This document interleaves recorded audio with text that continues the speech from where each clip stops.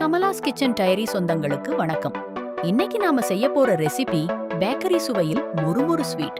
இதை மிக எளிமையாக வீட்டிலேயே செய்யலாம். வாங்க கிச்சனுக்குள்ள போகலாம். நம்ம இன்னைக்கு வழி செய்ய போறோம்.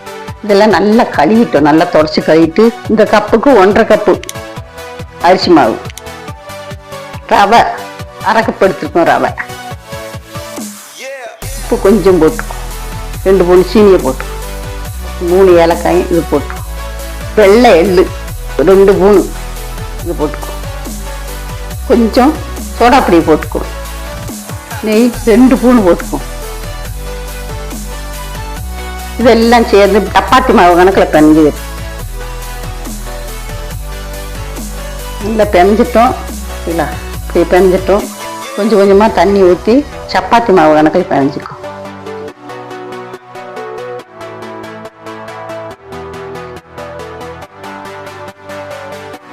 இப்படி இருக்கட்டும். ஒரு 10 நிமிஷம் ஆகட்டும். சட்டியை வச்சு எண்ணெயை ஊற்றிக்கும்.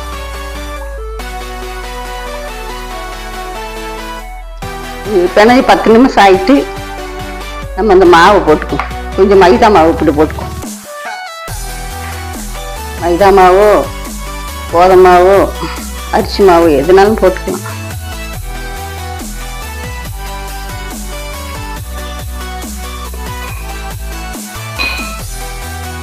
இதை வெட்டிக்குவோம்.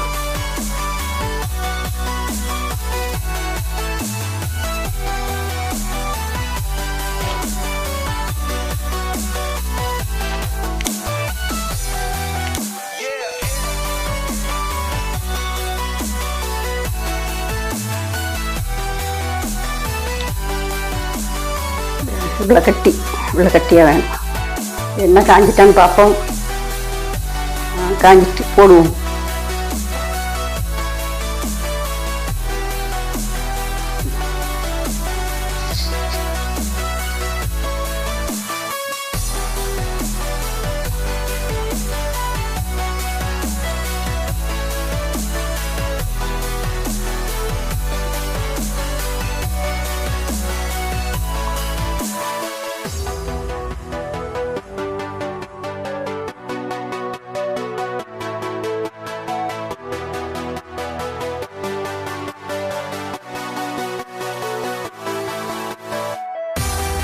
வடியெல்லாம் செஞ்சு வச்சுட்டோம். இந்த சீனி பால் காய்ச்சி சீனி பாலில் போடணும். கொஞ்சம் தண்ணியை ஊற்றிக்கும். தண்ணி கொஞ்சம் சூடாகட்டும். சீனியை போட்டுக்குவோம். ஒரு கம்பி பதம் வெட்டுக்குதுங்க. இப்படி ஒட்டுது. ஒரு கம்பி பதம் வந்துட்டு போட்டுவோங்க.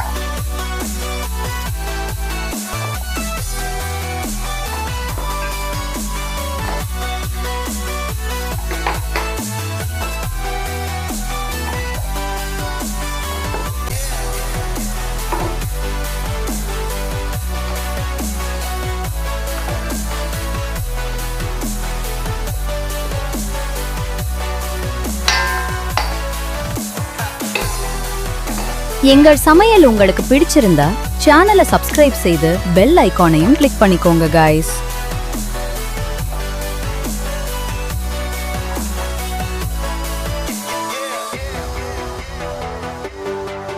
இன்னைக்கு உங்களுக்கான சமையல் டிப்ஸ்.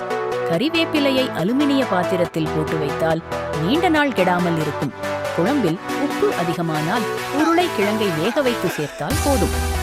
இது மாதிரி நீங்களும் ட்ரை பண்ணி பார்த்துட்டு உங்க கருத்துக்களை கமெண்ட் பண்ணுங்க गाइस. மீண்டும் ஒரு புதிய சுவையுடன் உங்களை சந்திக்கிறோம். Thank you for watching. நன்றி, வணக்கம்.